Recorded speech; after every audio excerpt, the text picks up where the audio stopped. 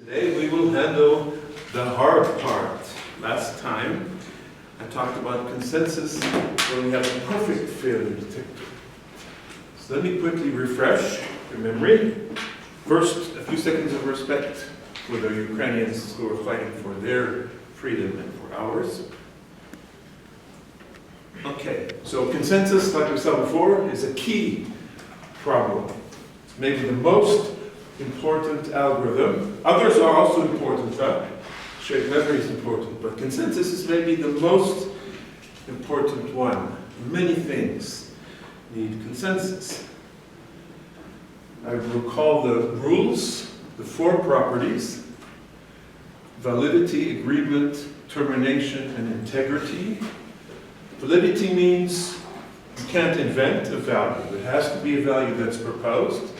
Agreement means nodes have to decide the same. And we have a regular version and a uniform version. No. Termination means the node has to decide eventually. And integrity, it means only once at most. Okay? So we saw also the uniform version where no two nodes, any nodes. So if a node decides and then fails right after, it's part of the uniform algorithm, but it's not part of the regular consensus. So if the consensus does something in the real world, then if it decides consensus and then fails, it might still do that thing in the real world. So sometimes it's important to know when a node decides, even if it fails after. So that's the uniform version, which is harder. Okay, so we saw last time an algorithm, which I will very quickly go through because it's going to be the base. So we have, the interface is very simple. It's basically a module. It's a box with propose and decide.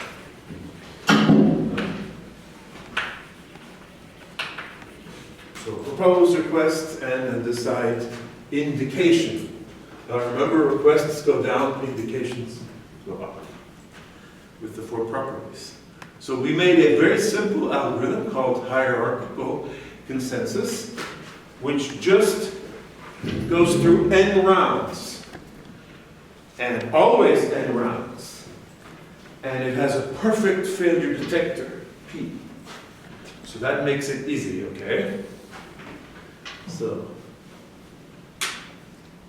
let's go now to the final.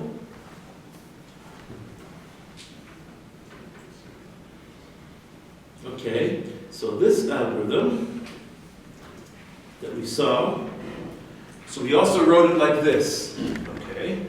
The control notation, and this code runs on every single node. And every node has a number baked in, a constant, which is I, number of the node, which is a constant. All the others are variables. So this if R is I part will only run for the leader, but the collect part runs for everybody. So the collect and the send are working together, right? The send will do a send into the network. Collect is a Boolean. It either receives, and then the result is true, or it doesn't receive and it gets a crash, detects a crash, and then the result is false. So the collect kind of encapsulates the synchronization. So this algorithm is actually uniform, okay? Because the decision is done at the very end. So we know that when we decide that we have the latest value, okay? But we saw it doesn't work if the failure detector makes mistakes. So neither the uniform nor the non-uniform. So the algorithm is with P, okay? Perfect failure detector, never any mistakes. And remember early in the course I said we always try to do an algorithm for P first because it's easier. And then we try to somehow magically turn it into an algorithm for eventually P, which is the one we really want, and which is the internet one. So now we have this P algorithm, but it doesn't work. Okay, so the question is, well, what do we do now? Okay, so we're going to make some steps, and eventually we'll end up in a good algorithm, but it's going to be more complicated. Okay? One thing to tell is that our algorithm, the one we did that works with P, it also works with S. So S is another detector. It's called the strong detector. And it's actually weaker than P, but it's called strong. Okay, P is even stronger. So it has strong completeness. It detects all the failure, but it only has weak accuracy. There's only one node that it doesn't make mistakes to. Okay?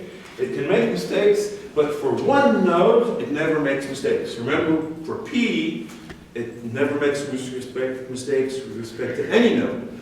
But the strong detector, we know there's at least one node which is like where you have a really good connection to it and there's no mistakes. So our algorithm actually works with this one that we can see. Okay. So how do we see that? Well, because our algorithm goes through rounds from 1 to n. Okay? And one node is the S, the one that's correct for S. So somewhere, that one is going to be the leader. Okay? So, okay, so the algorithm of course terminates because S is complete. Remember, you go to the next round when you detect a failure, but the S will detect failures, just like P. So it goes to the end. But okay, we know that there's one node that it does not make mistakes to. But since we go through all the nodes in the rounds from 1 to n, there's going to be some round in there where we're at that one correct node as the leader. Okay? Okay? So we know this node exists. Okay? That's the condition of the weak accuracy. So this node, which we never will suspect of crashing, this node will best effort broadcast and everyone will get it. Okay? That means that everyone will get the same value, and so the algorithm is correct. All the later nodes, the decision will be V. Okay? So we know it works with S. We only actually need one node that we don't make mistakes to. But still, 1 is not the same as 0. That's still not an eventual.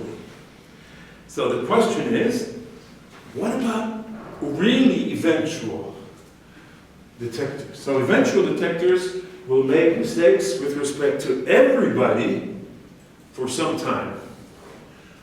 S, there's one node that it never makes mistakes, so it's still actually not an eventual detector. But let's say we go the extra step. What about eventual? Okay, so this is harder, and there's some limitations here. So first, what I want to show you, I want to prove something. Okay? So an eventually perfect detector, you cannot do that well. You can do it, but not well. Or you can actually prove that you cannot solve consensus if the number of failures is at least n over 2. Okay? If half of the nodes can fail, we cannot solve it. We can prove that, and I will make the proof right now for you. Remember, with a perfect failure detector, you can go up to n minus 1. Huh?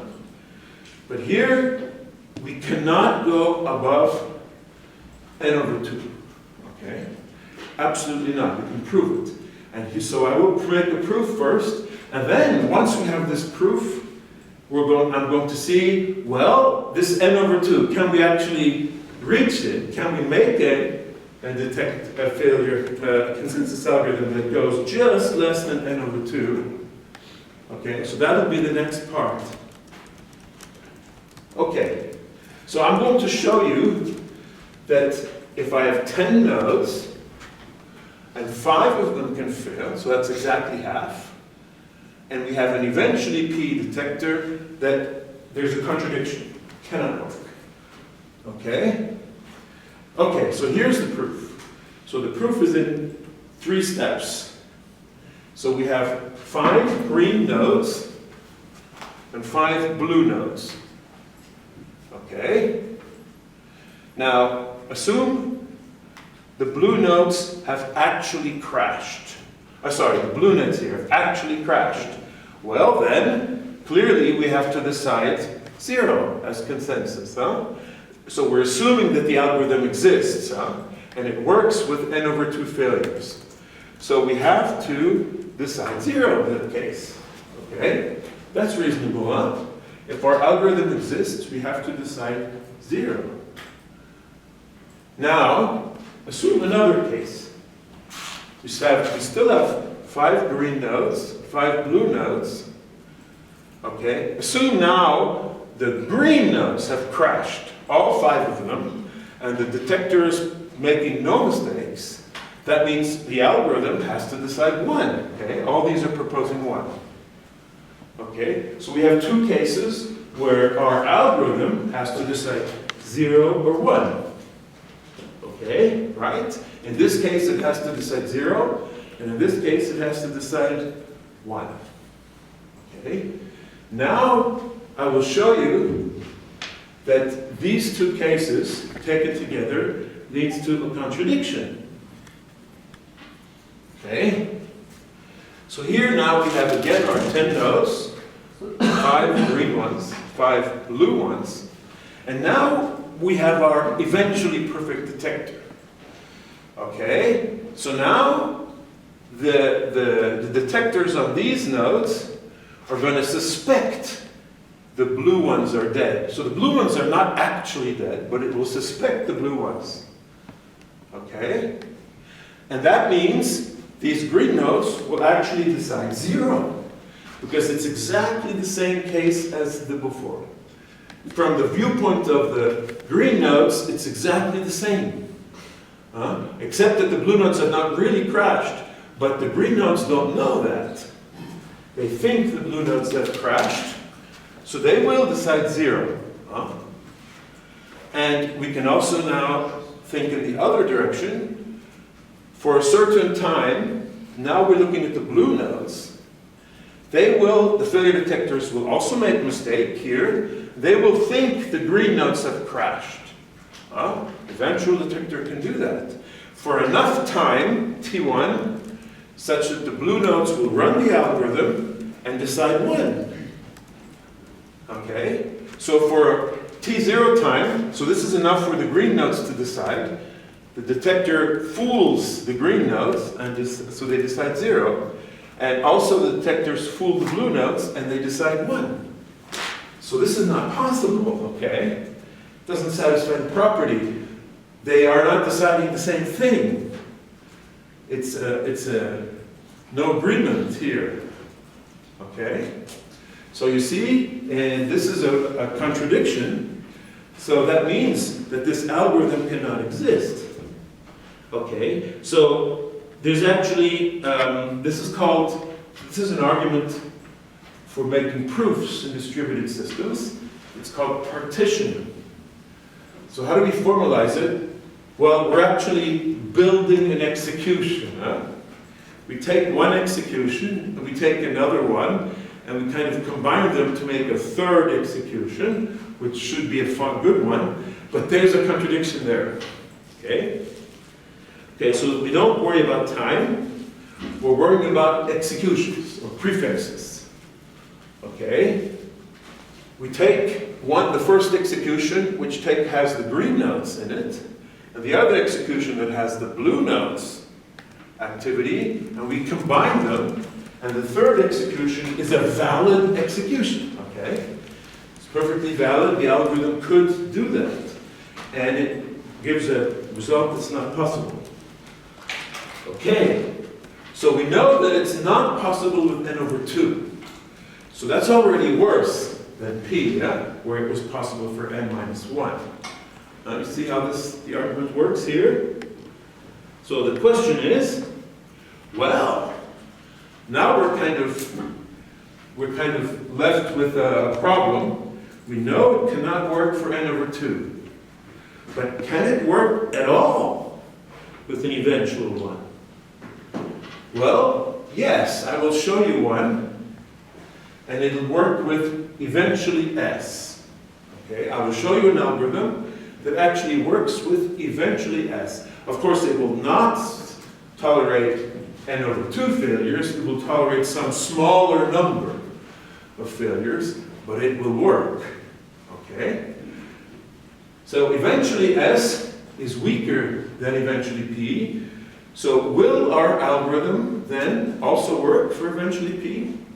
So the algorithm that I'm going to show you now for eventually S, is it going to work for eventually P or not? What do you think? Now the ball is in your camp. What do you think? So eventually S is weaker than eventually P. So that means that eventually P, in some sense, all eventual P executions, they satisfy eventually S. Because eventually P makes no mistakes at all. When it becomes, so in the beginning they're both making mistakes forever. But when it goes past that phase, when it's at the phase where it's making no mistakes, the eventually P will make no more mistakes at all. But the eventually S will make no more mistakes, but only with respect to one node. So every eventually P execution is also an eventually S execution. You see that? But not inversely. So will the algorithm also work for eventually P? Now I've basically told you the answer, right?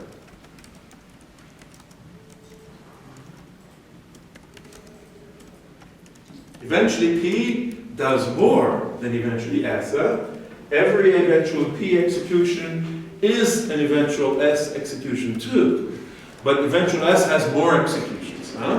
But that means it works for all eventual S executions. But the eventual P executions are part of that. Okay? So will it work for eventually P? Sorry? So eventual C? Yes? Yes? Yes. It will work for eventually P? Can you I don't think so. explain? You don't? You do think so? This is where you say that eventual P is a part of eventual S. Yeah, eventual P is a stronger. That means if you look at all possible executions, okay, some of them are satisfying eventual S, some of them are satisfying eventually P, okay? And the eventually P ones are going to be a subset. Yes. So that means that, will it work for eventually P? Oh. Yes, right? Okay. So we have two sets. One is all the people making more than 1 million euros per year. And then there's a more than 1 million. And then there's a smaller set of people making 1 billion per year. So is a person making 1 billion per year also making more than 1 million? Yes, right? It's easier when it's more concrete, right? So yes, it will work, yeah? So I will show you this algorithm. But it's more subtle, okay? So I'll show you a slightly simplified one where the proposed values are only 0 or 1. This makes the reasoning a little bit simpler, but it doesn't change the conclusion, okay? So I'm going to show you an algorithm that works for eventually strong, so the eventually S. So it's strong complete, so it will detect every failure, but it's eventual weak accuracy. That means in the beginning it makes mistakes to everybody, but eventually there's one node that it doesn't make mistakes for anymore, okay? So that's an eventually S. It only has to be accurate with respect to one node. So we don't actually really even need an eventually p. Eventually s is enough for the algorithm I'm going to show you. So this algorithm will also work for eventually p. Okay, so let's show the algorithm. So, okay, so we're actually going to start with the simple one we saw last time. The one where we go from round 1 to n. So this was the hierarchical consensus, that we saw last time. Okay? So this one, of course, will not work. Why not? Well, eventually it can be very long time. It might be after n rounds, okay? So n rounds is not enough, maybe, okay? So the hierarchical coordinator, which goes from round 1 to n, will not work. So what's a simple way? We will do basically the simplest way to extend it. We will go through all the rounds forever. So I'll call this a rotating coordinator. So you go from 1 to n, and then you start again from 1. So you go 1 to n, 1 to n, 1 to n. You keep going like that forever. Okay? So if you do that, then eventually, so after some time, all the nodes will be correct. So one of the coordinators will be no longer suspected eventually, okay? After some rounds, maybe it takes a bunch of full circles. Maybe it takes a bunch of circles. So at that point, when we reach that point, we're good, right? At that point, we will never make any false assumption of mistake. Everyone will receive the value from that guy, and everyone will have the same value, and we're good, you see? So that's the idea. You see how it works? So you keep rotating until there's one node that you're not making mistake for, and at that point, that node will do best effort broadcast, and everyone gets the same value, so we have a good consensus. That seems pretty straightforward, right? Of course, there's a small problem. Okay, the small problem. Okay. So that's the idea. But there's a small problem with this idea, of course. What's the problem with this idea? Well, we don't know when this is going to happen, okay? You keep going, and you don't know when it's going to happen. It's like the story, Lewis Carroll's story about how you tell time on a stopped clock. How can you tell time on a stopped clock? The clock is stopped. Well, it's very easy. You keep watching the clock, and as soon as the clock is correct, then that's the time. So that's easy, right? Of course, it doesn't work, eh? So it's the same thing here. Right? So the trick of this algorithm is you have to know when you're allowed to decide, because it might be fast or might have to wait a long time. So this is the trick. This is the subtlety of this algorithm, that you can figure out a time when you can decide. Okay? So you see the idea? So we are starting from the hierarchical one that goes from 1 to n, but we keep going around forever. And we can decide when we'll reach the point when we make no more mistakes with respect to one guy, because it's s, eventually s. And the trick is to figure out when it is. That's the trick. Okay? So here's the idea of the algorithm. Okay, we will make an assumption on the failures. So let's say less than a third can fail. Okay, it's not half yet. We could actually do half, but it's much more complicated. And this is a simple algorithm that is generalizing the hierarchical coordinator. And for this algorithm, we can extend it so it handles up to n over 3. Okay? So this is the assumption. And I will show you why this magic number 3 appears. So there's this magic number. Why it works for less than n over 3, and not for any other number. You will see. Okay? So here's the algorithm, the idea. So you have, it's the same as before. You have n nodes, and you have rounds. So in one round, everybody, here now we're going to vote. So it's slightly different. Right? Everybody sends their vote to the coordinator. The coordinator collects the votes from everybody, picks the one that is the majority, says, ah, that's the one, and it broadcasts that one. Every node receives that broadcast, changes its local value to V, and then you go to the next coordinator. So it's kind of like this, huh? So let me make a picture. So you have nodes here, P1, P2 up to Pn. So you have here, you're in some round here. Okay, let's say I'm here, this Pi. So this guy is the coordinator now. So everyone will send vote to this one, to the coordinator. The coordinator picks the majority and sends that majority to everybody, the same majority, so V, and then everyone says it's V, and that's one round. And then we go to the next round, and in the next round, the next guy is coordinator, huh? And then he does the same thing. So everyone will send now a message to this one decides, and then sends message back to everybody else. So it's like this, huh? The coordinator collects messages from everybody, picks what the majority is, and sends that value to everybody. And you keep going. And it keeps going forever like that. Okay, so that's the rotating loop. Okay? So let me show you the code for this. So far I have not told you how to stop this loop. Well, it just goes on forever. But let me show you the code for this first. So I'm going to show you this using the control notation. So it's going to be like a while loop. Okay?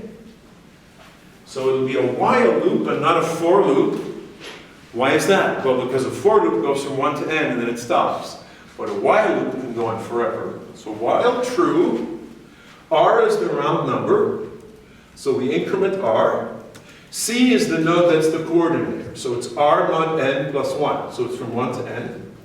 Okay? And this code is running on all nodes. So I send my value to the coordinator, PC. So that's this part, huh? So now on this part, everybody sends their value to the coordinator. Okay? And now, this middle part, there's an if statement. If I is equal to C, that means this piece of code will only run on the coordinator. Okay? So this one basically collects all the messages. Okay? But we're going to collect it in a funny way. So we know that some nodes can fail. Huh? We know that the number of failures is F, maximum number. So maybe we have some failed nodes, so we won't get N. We won't get N messages maybe because of the failure. But we will get at least N minus F. Right? We will get N minus F. So we're going to collect N minus F messages, receive, and we have two arrays to count the number of zeros and to count the number of ones. So we only have 0 or 1 as proposed. So we're going to count the number of zeros. So messages V plus plus. So this is kind of a C plus C notation. Huh? So we're going to increment the one of the parts of this array. So this is a kind of pseudocode that looks kind of like a C-like language. Okay? Okay, so we do that. We're collecting N minus F messages. And at the end, we have two numbers. The number of zeros and the number of ones. Okay? If the number of zeros is bigger than the number of ones, then we will set our proposal to 0.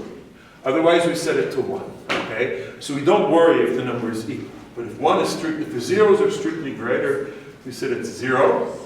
Otherwise, we set it to 1. And then we send this to all nodes.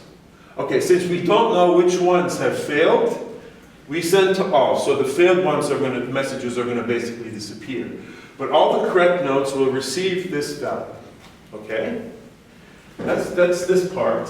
So now I've showed you this part of the algorithm. Huh? So this only runs on the coordinator. And then the final part, it's going to collect, it's going to receive, but maybe it has a crash detection. Maybe the coordinator crashes. Yeah, it's possible. And so the collect, okay, what's happening? Did my PowerPoint just crash? Ooh.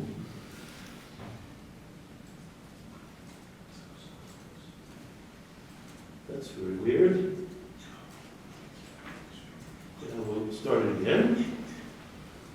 Can't be open. What is going on here? What happened?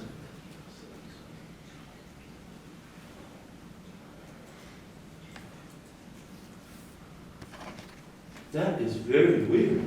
Okay. It's weird, right? It sort of disappeared for a little bit. Okay. Okay, this is the first time something like this has happened to me. What is going on? Okay, Oh. you need to try. It's like it's loading it. Yeah. Process.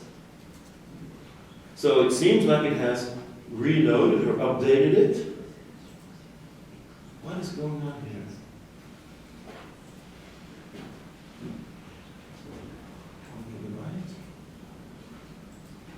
Maybe you can show it in version.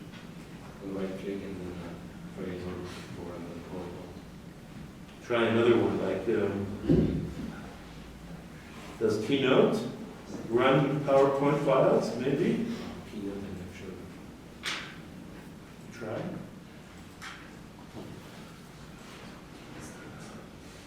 That is very weird.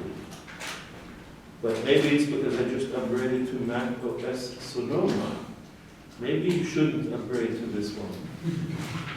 Okay. Ah, it seems to be opening it. Ah. Okay.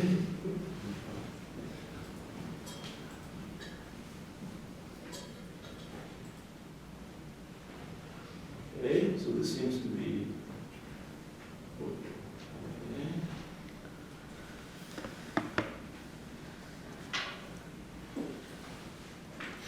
Okay, so I will continue with Keynote. Thank you, Microsoft, for this stupid bug. Okay, so I collect n minus f messages. I count how many zeros and how many ones, and the one that's the majority is the one that will be my new value, and I broadcast that one to everyone. So the collect will only get it if the coordinator has not crashed. So collect is like a receive, except that if the coordinator crashes or detects a crash, it will not update. Okay? So that's this part.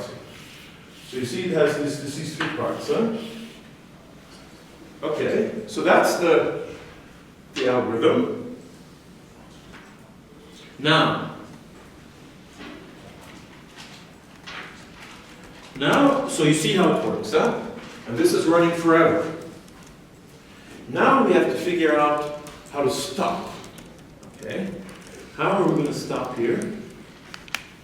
And in order to figure that out, I'm going to do some reasoning. Okay? Reasoning is very powerful. I will show you this lemma.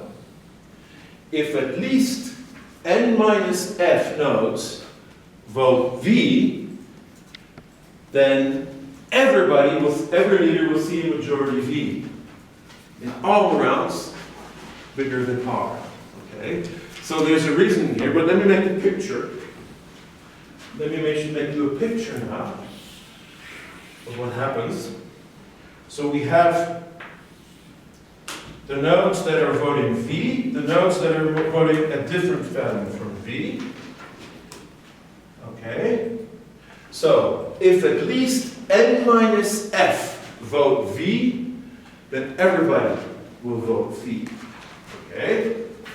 So we're assuming that there is n minus f. These nodes, there's n minus f of them. Okay? Which means that there's f of them. So if n minus f are voting V, the ones that vote different from D are maximally f. Okay? So these are the nodes sending messages to the coordinator. You see? There's n minus f sending V, and at most f sending a value different from V. And now the coordinator is sitting there, and it's waiting for messages to arrive. But all these messages are going to the coordinator. So let's say these are the received messages by the coordinator. Okay. Now, the received messages, there's going to be some messages from here and some messages from here. Okay? So this one is maximal f. So there's going to be maximal f messages that are different from V. But here I'm waiting for n minus f. For n minus f messages, okay? Because of the failures. So I know I'm going to get at most f that are different from V, but I'm waiting for n minus f. So let's say I have some number here. If I receive f, that means I will have n minus f, which is the total, minus the f. Okay? That means I will get at least n minus f messages that are equal to V. Huh? You see that? So this transfers out. I only get maximally f that are different from V, and because I'm waiting for n minus f total, that means the others, which is n minus f, will be equal to V. Okay? Now, what does it mean that this one is the majority? Okay, n minus f is the majority. That means it has to be greater than f. Okay, because we have these two sets. So what does that mean? It means n is greater than 3f. It means f is less than n over 3. So our magic number 3 has appeared here. So if the number of failures is less than n over 3, then this lemma holds. Then we know that if we wait for n minus f messages, okay, that if n minus f have sent the majority, the coordinator will also see it. So that the f cannot perturb that. So somehow the f is not big enough to change that. Here we have these n minus f, so we know that the n minus f will be the majority. Okay? So if at least n minus f votes V, then we know that the V will be the majority in all succeeding rounds. So this is a kind of subtle reasoning, okay? So this is also explained here. So the coordinator waits for n minus f messages, okay?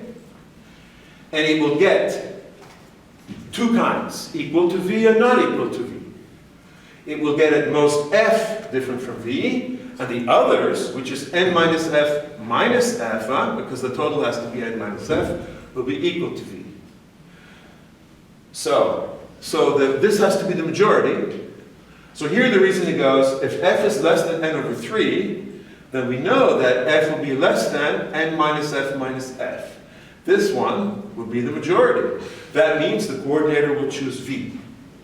The majority will always be V. Okay? So if at least n minus f nodes vote V, okay, the majority will always be V. So that's an if-then, huh? We still don't know if that's the case. But this is already a step forward, huh? Okay? Okay. So we can use this to make our termination. Okay? Okay, so now let's say the algorithm is running. The coordinator waits for n minus f messages. Some of them vote 0, some of them vote 1. The coordinator picks the majorities and continues. The coordinator will check if they all voted the same. All n minus f, huh? If they all voted the same, then we can actually terminate. We'll see. Because then we're in this case, actually. So if all n minus f voted the same. So the moment to decide is when we receive the n minus f messages. If they're all the same, then we're done. Then we can decide. Okay? Then we have vanquished the eventual. Okay, so I still have to kind of explain how to do it, but let me show you the code then, okay? So here's the code for our algorithm. So now we can make a decision. So I've added a little bit of code. So the bold ones are the lines I've added here. If there's zero values or 0 ones, that means all n minus f are the same. Okay? D is the decision variable, and 1 means true, then I can decide. Otherwise, 0 I don't decide. So are all n minus f the same? And I send D also. So I receive D here. If I get D, okay, and this is to make sure I only decide once, then I decide V. And I said I equals 0, so I only decide once. Huh? So if the D is 1, I can decide. So this is my complete algorithm. Okay? Okay, but I still haven't completely finished the reasoning. Huh? So the reasoning is that it's eventually S. Okay? So in this lemma,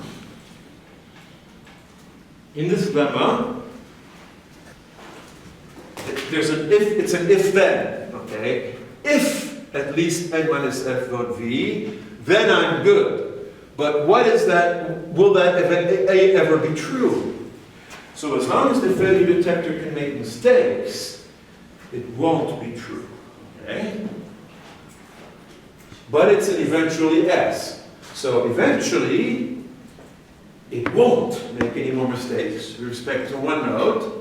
So that node, let's call it Q here, okay? It will not be falsely detected as failed, huh? So that one will not be falsely detected. And since we're still moving around in our rotating coordinator, eventually that guy is going to be the coordinator. Aha. And once that guy is the coordinator, then that guy is going to correctly receive everybody's vote, okay? Everybody's going to collect the vote, and it will correctly send V to everybody. So all the correct nodes after that will have V, okay? And the next time that one is coordinator, notice all the other nodes can still have mistakes, yeah?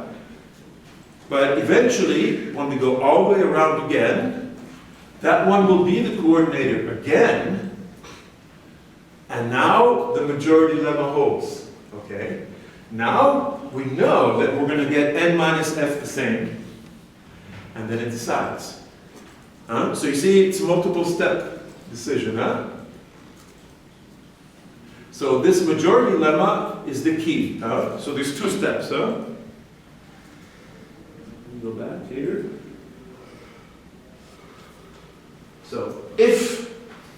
So we wait for n minus f. If at least n minus f vote V, so these ones, then every leader will see a majority for V.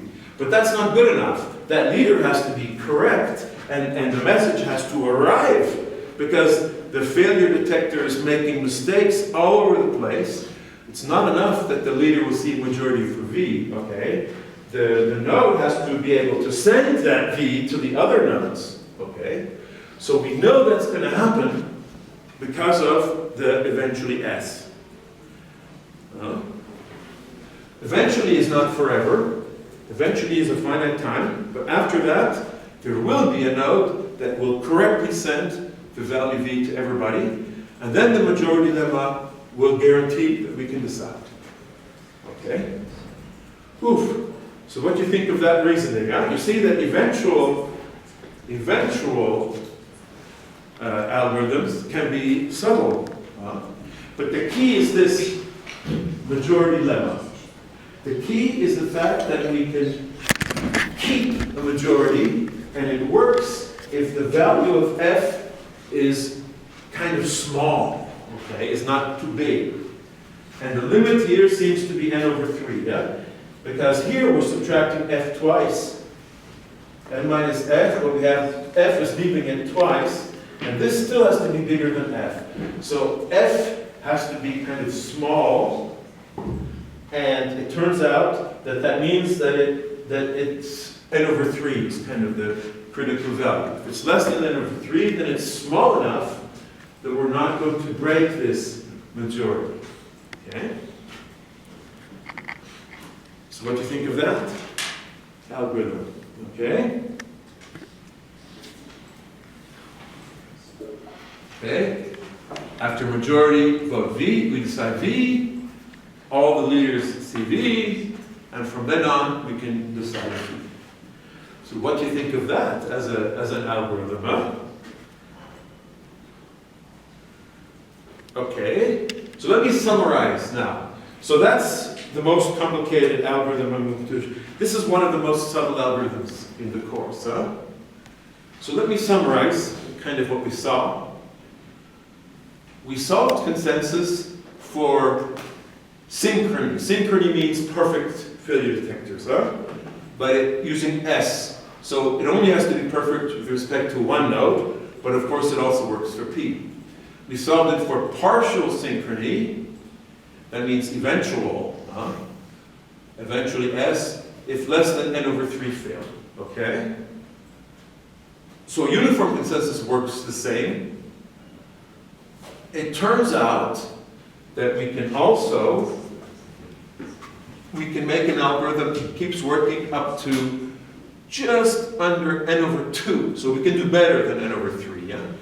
But the algorithm is more complicated. This n over 3 algorithm is coming from the rotating coordinator. You can see we actually built it step by step. But there's another algorithm, which is a famous one, called Paxos, which is the first algorithm that actually did this, that was able to do consensus, and it achieves the maximum. This is the theoretical maximum. Huh? The theorem that I showed you says you cannot do n over 2. So the best you can do is just less than that, and the Paxos algorithm achieves that, okay? But Paxos is a very complicated algorithm, and I don't really think it's useful to present it, because you would spend a long time trying to understand it and not getting so much insight, okay? But it's famous because it's the first algorithm that did this. And it was done by Leslie Lamport, and I think it was like 1989 or 1990. So it's more than 30 years old. So I'm not going to show Paxos, but you can look it up if you want to see it. There's an article by Leslie Lamport called Paxos Made Simple. You can read that, and you can see whether you agree with the title, okay? But what we will see in this course is another algorithm called Raft, which is a much more understandable version of this. So it's a consensus algorithm that achieves this bound, but it's much easier to understand than Paxos. So this one we're going to see later in the course, okay? So we will see Raft later on. So the Raft algorithm is the one that everybody uses, okay? Google and all those guys. Raft was invented around 2014. Okay, and it's much simpler than Paxos, and it's pretty straightforward. It's easy to see that it's correct. So it's kind of a factored version that looks very kind of straightforward.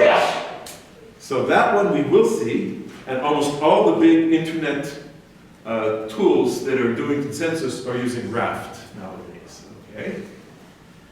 Okay. So this is synchronous model, partially synchronous. Of course, asynchronous, it's not possible. Like I already showed you that in the first lecture about the two generals problem. If we have a totally asynchronous model with no bounds, and if at least one process can fail, then it's impossible to do consensus. So this is a famous impossibility result called FLP result. So I'm not going to show the proof of this, but you prove this by showing there's always an execution that never stops. Okay? There's always a way to keep going forever, so it's not guaranteed to terminate. Okay, so that's all we're going to see about consensus. There is, I want to show an application of consensus, but let me now make a break. Consensus algorithms. I want to show you one application of consensus. So consensus is a very powerful algorithm, and I want to show you an algorithm called Terminating Reliable Broadcast. Okay, and this is a stronger version of reliable broadcast. Okay, so remember reliable broadcast? If you do reliable broadcast, everybody receives it or nobody. So it might be everybody, it might be nobody. That means if you're waiting for a message, how long do you wait? Maybe it's nobody. So the problem with reliable broadcast is that the clients, they don't know whether they're going to get a message or not. Okay? It's not known because maybe the broadcast didn't work and we're not going to get it. Or maybe we are going to get it. We just have to wait long enough. So the question is, how long should the clients wait for a delivery? So the regular reliable broadcast does not solve this. You don't know how long. And maybe it's never because it's all or none. And the terminating reliable broadcast will always send you a message. In the all or none, in the all case, but also in the none case. Okay? So it's a reliable broadcast in which you know when the broadcast is finished. So the sender broadcasts M, and the receivers are waiting. Okay? And there's two possibilities. Either they get M, or they get a special message abort saying the broadcast didn't work. But they will always get some message, even if the broadcast didn't work. Okay? So we're going to assume that there's a special message called SF, sender faulty, which means nobody got any messages. So all the nodes will either get M, or they will get another message. So they will know when the broadcast is done. Okay? So this is much stronger than a regular reliable broadcast, where you don't know whether you're going to get a message or not. Okay? Okay, so this algorithm is an extension of reliable broadcast. It's called terminating reliable broadcast, because we know when it's done. That's a big difference in a distributed system. It's the God's eye view. God can see the algorithm is done. He looks at the system from heaven and says, oh yeah, it's done. But the nodes don't know that, okay? So for the nodes to know that, you need another algorithm. You see, that's something really strong. And so terminating reliable broadcast will do that. So it uses a perfect failure detector, by the way, to do it. And there's a request, which is TRB broadcast, and indication, TRB deliver. So it's like reliable broadcast. Okay? And the difference is that the request has to be called by all nodes. So it's not exactly the same interface. Everybody do that. But if you're not actually sending a message, then you can just put nil here. But you have to do this, okay, to mark the start of the algorithm. And then there's an indication. All the nodes will get this, always get this, and there's two possible results for M. It's either the message, or it's a special value. SF means no message. The sender crashed, okay? The sender crashed and the broadcast didn't work. So there's two possibilities. But you will always know which one, okay? And there's also properties. This is very similar to reliable broadcast, except that you will know when it's done. So every correct node eventually delivers one message, always. So it's not all or none, it's always one, okay? If the sender source is correct and it sends M, then the source will deliver M, okay? And if any node delivers M, every correct node delivers M. So this is a uniform version, huh? Any node delivers M, then all the correct nodes will deliver M. Okay? Okay, and now we have the interesting property. If a node delivers M, then there's two possibilities. Either M is center faulty, or it was broadcast. Okay? So it's either telling me that it failed or not. But if the source is correct, it will be M. But even if this one fails, this guy will guarantee to get SF. Okay? And also every correct node will receive one message. So you always know when it's done. You see that? So that's a big difference with the regular reliable broadcast. Okay? Okay.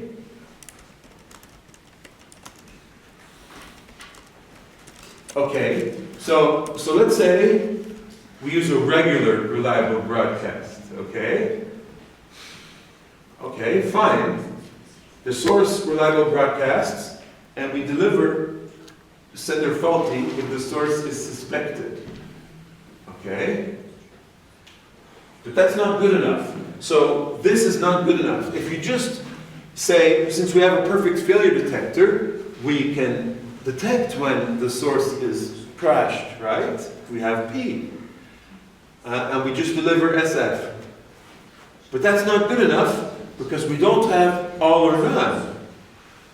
Maybe the source crashes, but some nodes have got M, and some nodes have detected the crash before getting M. So some nodes will get M and some will not. So we don't have the reliable property. We do that, okay? So that doesn't work, okay? So the way to make it work, to get really the all or none property, is to use consensus. In fact, that's the only way it's going to work. So now I'm going to do a best effort broadcast, not reliable, best effort, because the all or none, it's the consensus that's going to guarantee that. Consensus is a very strong algorithm, huh? And the nodes will propose. Each node will propose, will run consensus. Either it proposes M, if it gets the M, or it proposes sender faulty, if it got a crash suspicion, if the source has crashed. Okay? And so they're all running this, and they're going to decide between M and SF. Note that if the source does not crash, then all the nodes will propose M. Okay? And so that's easy. But if the source does crash, some nodes might propose SF, and some nodes might propose M. Okay? And in that case, the result will be either M or SF, but it'll be the same for everybody. Okay? So we will have the reliable property. So if the source crashes, then we will maintain this property. Okay? Okay, so we can actually reason on the conditions. Okay? So termination means they're all receiving one message. So we know there's going to be a propose because the failure detector is perfect. There will be a crash or a best effort broadcast. So best effort will deliver if the node is correct, and P will give a crash if the node fails. And so we'll always get a propose, and the consensus guarantees one decision. So that's fine. And we can show the others too. So the validity, so if the correct source sends M, all nodes will get M. Okay? And they will not suspect the source because the failure detector is perfect. And so they will all propose M. So they deliver M. So the source delivers M. Okay? And the uniform agreement, that's from the agreement of consensus. They will all decide on the same thing. Okay? And integrity, it means that there will always be the message, the result will always be SF or M, because those are the only two proposed things. Okay? So you can strictly follow that. Okay? Now it turns out TRB is a very strong thing. So we cannot implement TRB in asynchronous network. So asynchronous network. So an asynchronous network when there's no bounds. It turns out we can say that consensus is reducible to TRB. That means if we have a library that implements TRB, we can use it to implement consensus. Okay, we've used consensus to make TRB, but we can also use TRB to make consensus. Okay? So if given TRB, we can actually implement consensus. So each node will do a TRB of its proposal. All the values, all the nodes will get all the decisions, and so they can save all of the decisions in a vector, and it's the same vector. Again, what is... Okay, so there's clearly a problem here. Clearly there's a problem with my Mac OS update. Luckily I have Keynote. So for the video recording, this is a reason for not using Microsoft Word and Mac OS and all. Okay? Use Keynote. Okay? And even Windows might be better. Who knows?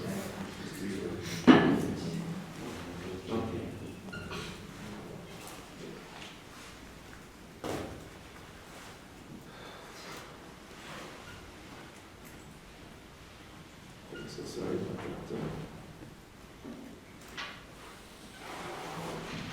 So every node does a TRB. So they're all running separate consensus algorithms, n consensus algorithms. All the results, all the decisions, put them in vector, and every node will receive the same vector because they're all consensus. And you just decide using some deterministic function. So they will get the same value. So you have now implemented consensus. So if we had TRB, we can do consensus. What about eventually synchronous? So TRB doesn't work in asynchronous with eventually P. Could we do TRB with an eventually perfect? Because it's using perfect failure detector. Actually, no. Because P is reducible to TRB. If we have TRB, we can use it to implement a perfect failure detector. Now, if you have a library doing TRB, with that library you can implement TRB. And it's straightforward. Each node TRBs a heartbeat. And if ever you receive a center faulty, that means you know the node has crashed. Okay? Because that's the specification of the TRB. So with the TRB, you can implement a P. Okay? So TRB is very strong. Okay?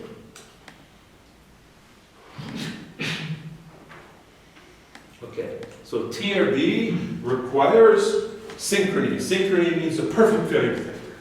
Okay? And consensus, but also synchrony. Okay. Let me now go to talk about shared memory.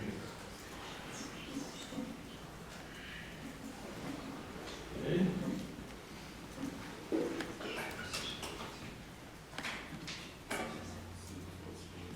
Okay, so now I finished talking about consensus.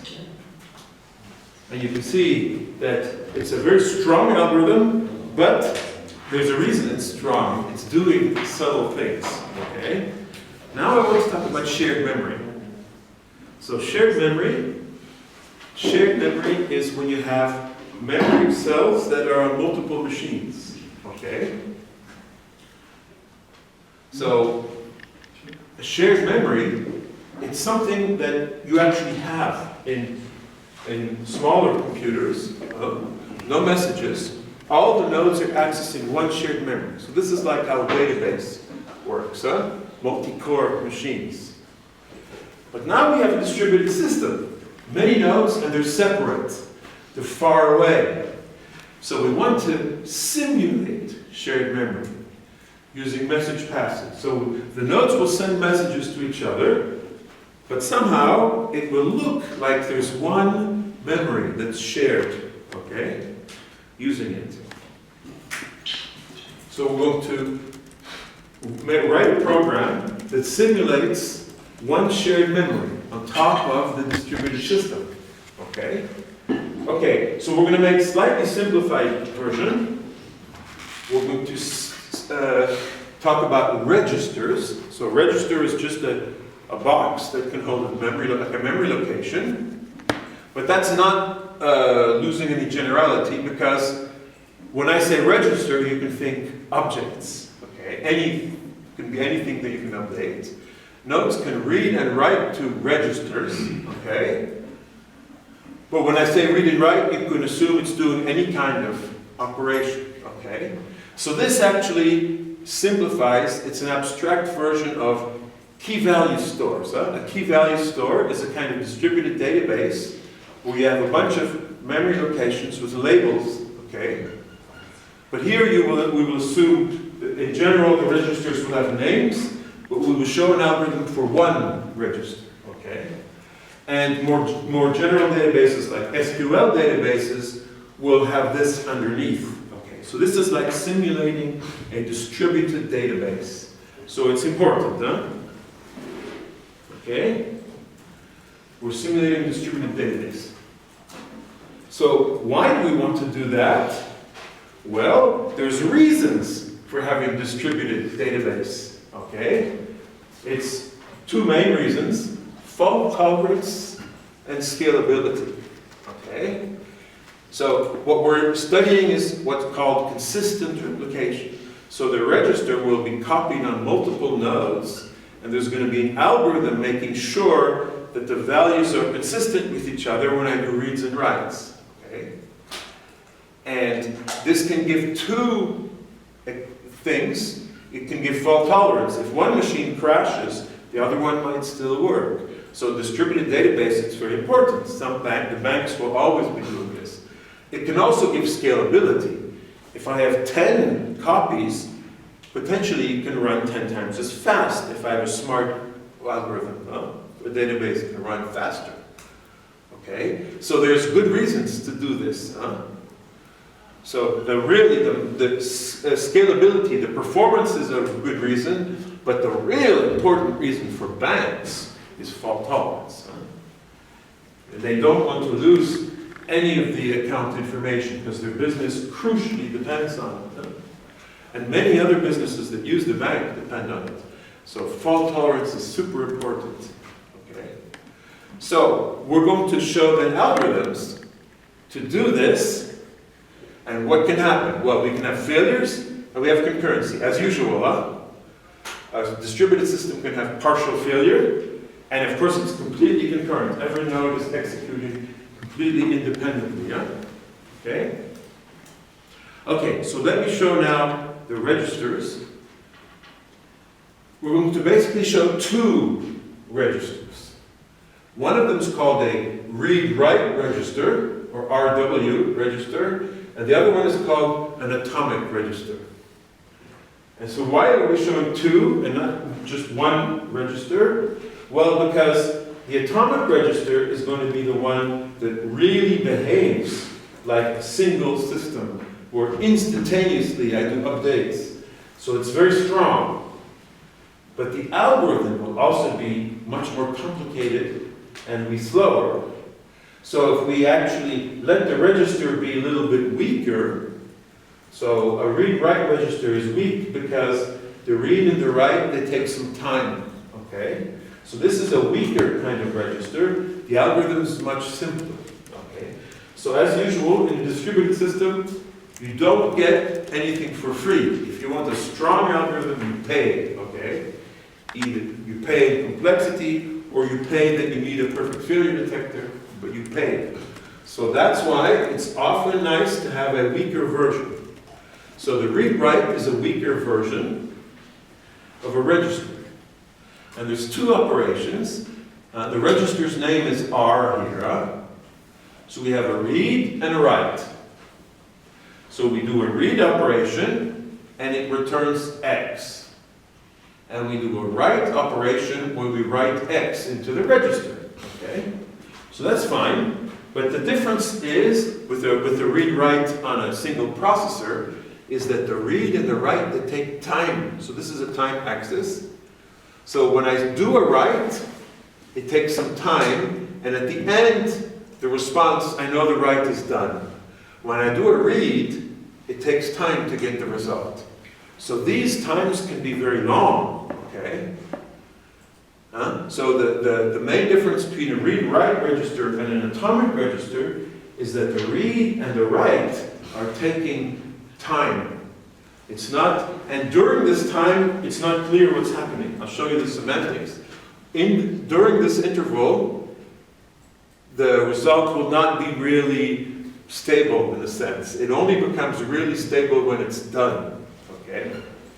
So that's a weaker kind of register, and it means we have time to do a distributed algorithm. Okay? Okay, so let me explain how it works. So first of all, to make things simple, each node will only do reads and writes sequentially. Okay? We're not going to have concurrency on the nodes. Each node will do one invocation and it waits for the result, and then it does another invocation and it waits for the result. It will be sequential. Okay? There's no loss in generality because the nodes will be concurrent, of course. But on one node it will be sequential. And also the values of the registers will be very simple. They'll just be positive integers. Okay? Of course, you can store anything in a register, huge data structures, but we're not going to worry about that. We're just going to store positive integers. Okay? So that's not reducing generality, but making the algorithm simpler. Okay? Okay. So now I want to define what a read-write register is doing. Okay? So when I do a read, I invoke the read, I wait for some time, and then I get a response. Okay? So the operation is complete if I do the invocation and I get the response. Then it's complete. The operation can also fail, because while it's working, maybe things fail. So I do the invocation, but there's no response. Okay, that's a failed operation. And then I can order the operations. This is kind of like causality, but it's you have to be careful because the operations take time. So it's the response of one is before the invocation of the other. So one operation precedes the other. It's like this. So here's up 1, here's up 2. So up 1 precedes up 2 if the response of up 1 is strictly before the invocation of up 2. You can also have concurrent operations. So if there's an overlap. Here, if I do the read and write and they can overlap, and this is possible if they run on different nodes, then they're called concurrent. And then we have to be careful. So neither of them is preceding the other. Okay? And we're going to do two kinds of algorithms here. The 1n algorithm. So there's one writer and many readers. So the two numbers are the number of writers and readers. So the simplest algorithms, there's only one node that is allowed to write. But anybody can read, so that's one N. And more complicated algorithms, anybody can read, can write, and anybody can read. So that's more complicated, and those algorithms are called NN. Okay, so now we can actually define the regular, what's called the regular register. So this is the read-write register, okay? Okay, so there's properties in this register. Okay, so first of all, termination. When I do a read, it terminates. Or when I do a write, it terminates, so it completes. Fine. But then there's validity, okay? And this is a little bit more subtle, because it depends on whether the operations are overlapping or not. So normally, you write and you read after that, you're going to read the value that you've written, huh? That's logical. But what happens if the two operations are overlapping? Okay? So the read will only return the last value that's written if it's not concurrent. So there's no overlap. Also not concurrent with the failed operation. It has to be completed. Otherwise, there's two possibilities. Either it returns the last value or concurrent value. So if there's a value, so let's say the register has let's say I do a write here of 10, and I'm doing a read here, okay? And I want to get the value. And let's say the content of the register is 11. Well, if there's an overlap, I'm not sure I get 10, even though I do the write after. I can either get 10, or the last value, 11 or 10, okay? Or if there's other concurrent values, I can get any of the concurrent values. Okay, so I have to show you an example of this. Okay, so you see, so now my animation doesn't work out. You see the X here. So this is a regular register. So here we have one register, but it's running on 3 nodes. Here, so the original content is 0, so we have zeros everywhere. We write 5. But the write takes a long time, okay? It's only finished here. So if we do a read here, it overlaps. We're not sure that we read 5, okay? We can read either 0 or 5. This second read is also overlapping, so we can read 0 or 5. And the third read is also overlapping, so it can be 0 or 5. Notice, this one is 5, and the one that comes after it is 0. That's kind of weird, huh? I read a 5, but then I get the old value again. So that's perfectly possible. That's possible in this regular register, okay? But if I do a read after the write is finished, then I have to get the 5. It's only when there's an overlap that things are fuzzy, okay? So you always have to make sure, if you don't want it to be fuzzy, make sure that there's no overlap, okay?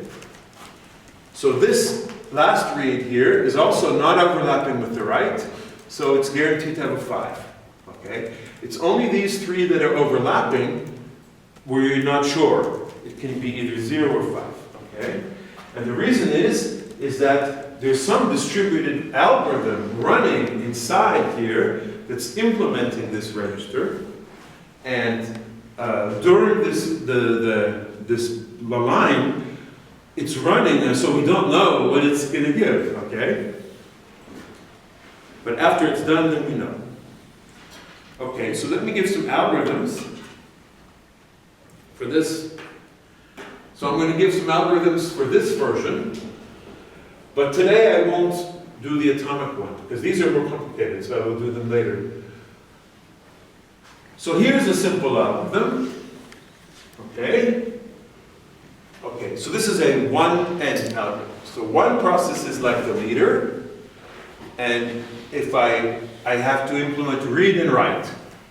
So that's very easy. If I read, I just send a message to the reader and I ask, what's the latest value? And if I write, I send a message to the reader saying the new value is V. Okay, so that's a simple algorithm, huh? And this one works, actually. It's a regular register. Of course, it has a problem, huh? If the leader crashes, it doesn't work anymore, huh? Because everything goes through the reader. to the leader, okay? So that's an algorithm. Here's another algorithm, where the reads are faster, okay? So here, this algorithm, all the nodes have a local value, and the write will broadcast to everybody. So when I do a write, I update my local value and I broadcast. So I do like a best effort broadcast to everybody. And when the message is received, it updates the local value. And the read is just returning the local value. Okay? Okay, so this algorithm is not correct. And the reason is, it's kind of the same reason as orphan messages. Because some messages can be very, very slow. So let's say I do a write of 5 here, and the content is 0. So maybe this message is very slow, it only arrives here. But this read is already not overlapping. So this one should read 5. Okay? So this algorithm is not right. The problem is that we have to wait until all the writes are done, actually. Okay? So here's a correct version. Basically, when we do write, we update the local value, then we broadcast, but we have to wait for an acknowledgement from all the correct nodes. And now we have to worry about correct nodes. Because if we wait from all nodes, maybe some nodes have crashed. So now we actually need a perfect failure detector. That's a pain, huh? So this one, to make this algorithm correct, we actually need a perfect failure detector. So that's kind of nasty. Okay? But this algorithm works. So here's an example. So this is my original algorithm. Here I read the local value, and the write will broadcast. So this is not right because the broadcast might take very long. But in the second algorithm, I wait for acknowledgements. So I send, and I get the acknowledgement here. That means the write is much longer, but at least it's correct now. Because these two reads will both read 0, because they're overlapping with the write 5, they're allowed to return either 0 or 5. Huh? So it's okay if they return 0. This one, which is after, returns 5. If I would have had another one, which is right here, it would have, and still overlapping, it could have returned 5 also. Huh? So overlapping with the write, I'm allowed to return 0 or 5. But after the write, it has to be 5. So this one, with the acknowledgements, is correct. But the problem is, it needs a perfect failure detector. Again, we have this problem, as usual, in the course. We have an algorithm with a perfect failure detector, but that's a really strong assumption. So let me show you an algorithm now with no failure detector. And this is using a trick that we've already looked at before, a majority trick, a quorum principle. Okay? So this is a fail-silent model, which means there's no failure detector at all. So the idea is the following. I write to a majority, doesn't matter which. As long as I write and I get acknowledgements from a majority, I'm good. And I read from a majority, and I get acknowledgement from a majority, any majority, and it's good. And it works because two majorities always have non-empty intersection. Okay? This is called quorum principle, where you have quorums, and two quorums will also always have non-empty intersection. Okay? So here's an explanation. So we divide the system into quorums, so there's subsets, and any two quorums intersect. They have non-empty intersection. Okay? So one quorum could be the one I just showed you, majority, where the writes go to a majority, and the reads read from a majority. And the nice thing about this, it will tolerate up to almost n/2 crashes. Okay? So it's very fault tolerant. But the disadvantage is you have to do a lot of reads and writes. If there's 10 nodes, you have to write to 6 and read from 6. So that's a lot. Okay? So this majority quorum is kind of the simplest one, and it works. But there's other quorums. Here's a very interesting one called a Maekawa quorum. So Maekawa is the person who invented it. So we arrange the nodes in a grid, like a square, m by m. So we assume there's some square number, like here there's 9 nodes. And we write, when we write, we make sure we write to at least one row. And when we read, we make sure we read from at least one column. And every row intersects every column.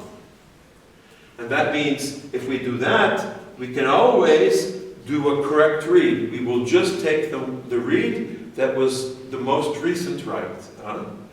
So this one, the advantage is it only has to write to square root of n nodes and not n over 2.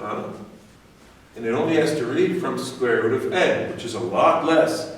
So if we have 100 nodes, it only has to write to 10 instead of 50. But the disadvantage is it doesn't tolerate as many crashes.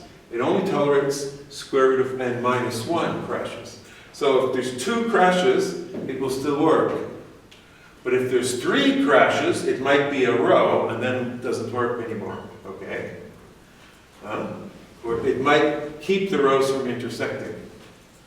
And so that's another kind of quorum. So you see there's a trade-off. There's less reads and writes means also not so fault tolerant. If you want it to be more fault tolerant, you have to pay the price. More reads and writes. So you see how it works, huh? So that's clever, right? The quorum principle. And you can do many other quorums. So this is not the only way to do quorums. You could have a cube, 3-dimensional, where the number of reads is like a plane, and the number of writes is like a bar, and they will always intersect. That when you have the third root for the number of writes, and the power 2/3 for the number of reads. So you will have a different trade-off. So you can make different trade-offs. Okay. So here's an algorithm for that. So this is a 1n algorithm, and we assume majority. So we're using majority quorum here. And in order to make it work, we need to know which is the most recent read, write.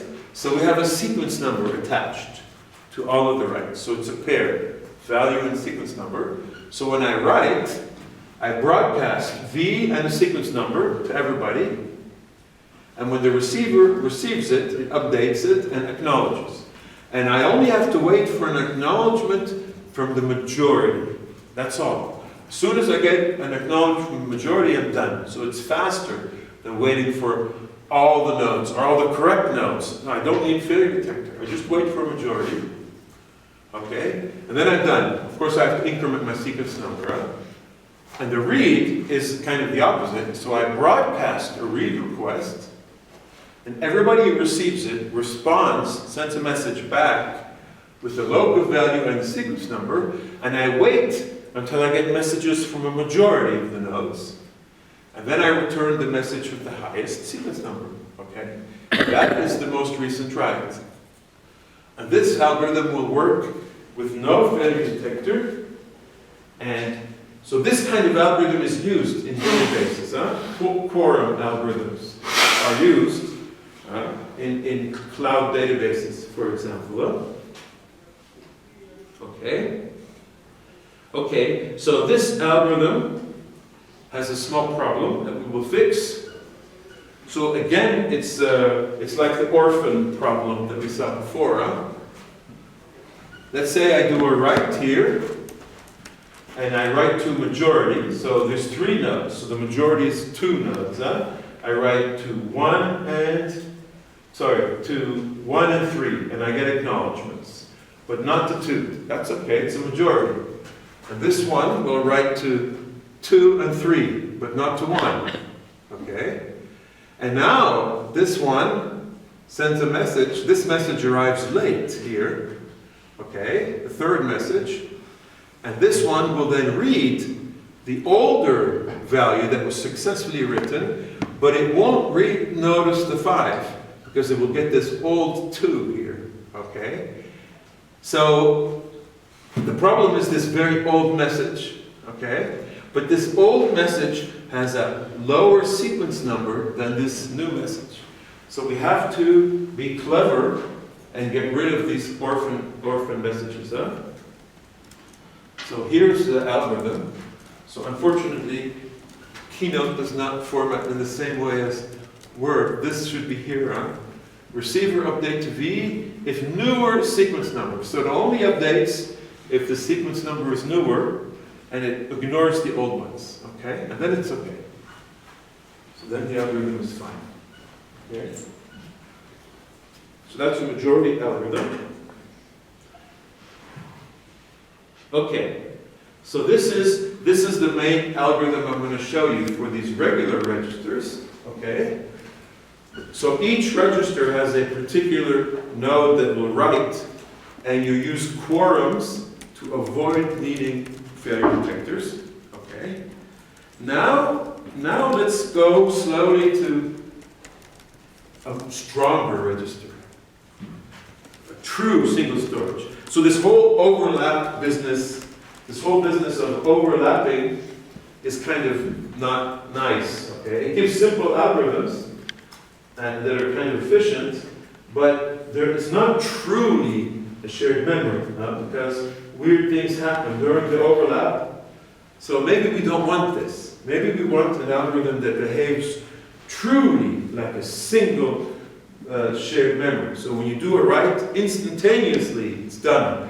And when I do a read, I will read that value. Okay? And we can do it. Okay, so let me just define what it means first.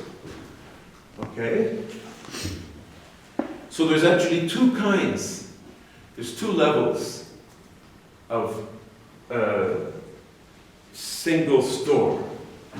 And they're called sequential consistency and linearizability or atomicity, which are two synonyms. This meaning the same. So these are the names for this. Okay, so I haven't chose these names. So sequential consistency means that when I write something and I read it, I instantaneously see the result I wrote. But only on one node. If I write something and I read it on another node, it might not be the case. Okay? So it's local time. So it behaves like a single system on a single node. When I do a write and a read on that node, even if they're very close, I instantaneously see the write. But only on one node. And if I do the write and the read on different nodes, then I might not because of the delay. Okay, so that's kind of a simplification. But atomicity is super strong. We're assuming global time. That means if I do a write anywhere in the system, and I do a read anywhere, it will be as if the read was instantaneous, even if the nodes are far away. That's pretty amazing, huh? Even if the nodes are 1,000 kilometers away, it will be as if there was a global time, that all the writes and the reads are truly, globally instantaneous. That's pretty amazing, huh? You might think, how is it possible? But it is possible. See how it works. Okay, let me just show you some examples. So here we have so this is regular register. The write is here, this is a read, and this is a read. Now this is okay for those weak registers, because they're both overlapping. But it's not okay for sequential consistency, because this read is after that read. And this read has already read the 5. That means the 5 has already been written. This one is not allowed to read a 0. Okay? Because it's not like a sequential memory on this node. So this is not allowed in sequential consistency. It's not like a single memory on this node. But it is allowed on regular because when they overlap, anything can happen. Okay? So sequential consistency, each node behaves exactly like it was an instantaneous single memory. Okay? Okay? So the same for atomicity. But now on the same node, but now assume the nodes are different. So now we read on node 3 and we read on node 2. And both of them overlap with node 1. And this read is before this one. Okay, it happened before, it's strictly before. So this is actually allowed on sequential consistency because it's only each node that behaves like a single memory. It's not in between the nodes. Okay? So this is actually allowed under sequential consistency because these two reads are on different nodes. But it's not allowed under atomicity. Atomicity, which is global. That's the strongest one. Huh? So the real strongest one, the holy grail, is you have a global single system and every read and every write behaves as if it were instantaneous. That means this read and this write, this read and this read, they're instantaneous. That means if I read a 5 here, that means any other read that happens after that has to read at least a 5 or something else that has been written later. Right? But it cannot read a 0. That's like time going backwards. Okay? So atomicity does not allow this. This second read, it must read a 5 for atomicity. Okay? There's a global single system. Okay?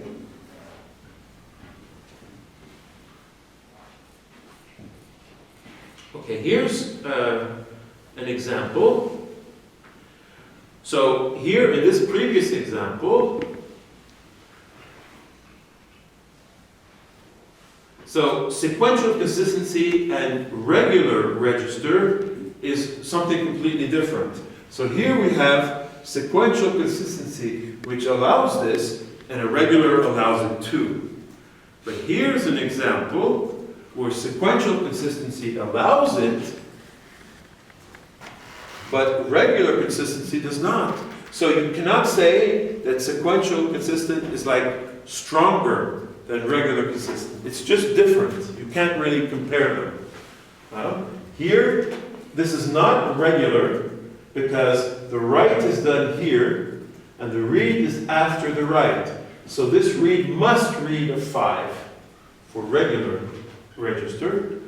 But for sequential consistency, it's okay because the sequential consistency is only worried about what happens on each node separately. It doesn't care what happens in between. So that here I read a 0, all it means is that if I read things after this, it has to be consistent with this 0. Okay? So that's all it means. So sequential consistent and regular are not comparable. Okay? Okay, so then let me stop here maybe. Okay? Because now we start looking at the algorithms. So now that I've explained this, these are the two kinds of strong registers which behave like there's a true single memory with instantaneous read and write. Whereas sequential is only on one node, whereas linearized is like the holy grail. It's globally, the whole world, many nodes. Whenever I do a write anywhere and I do a read anywhere, it's as if the write was truly instantaneous. That's pretty amazing, huh? You're wondering how it can work without traveling faster than the speed of light. Well, it is possible. And we will see that next time.